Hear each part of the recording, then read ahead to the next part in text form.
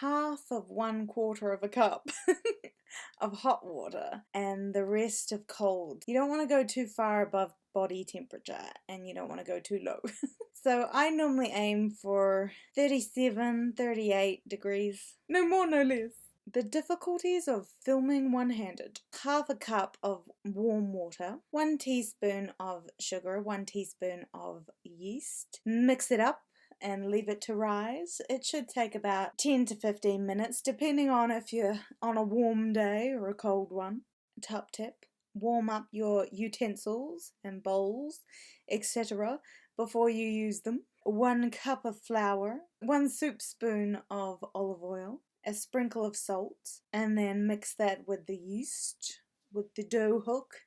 Get it going, get it mixed. Pop it in the sun if there is sun. Maybe pop it up high if it's quite a cold day. Normally I'd just leave it in the bowl and tuck it in with tea towels. But of course, to film, you had to see it. This was my first time putting it in that glass bowl and it worked really well. It doesn't matter too much if it's too wet because I put linseeds in. I crush up my linseeds just before I need to use them so that all the nutrients don't seep out.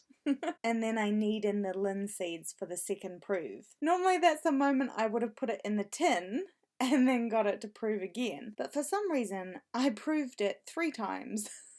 I just keep putting it back in the glass bowl. Whoopsie. What I'd normally do with the air fryer, because you can't warm it, is I'd normally cook something. This time you got carrot cake and I don't even know what I was doing. I didn't get any footage of that because my camera was filming the bread rising. And I didn't know whether it would be yummy or not.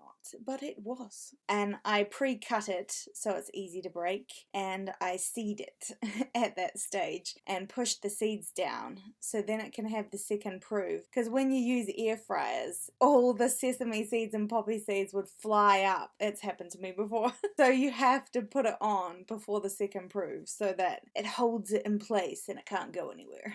And then 15 minutes at 180 and bake. I like to put pumpkin seeds and almonds occasionally on top just to toast them, and then I throw it onto a plate and then I flip the bread onto a cooling rack.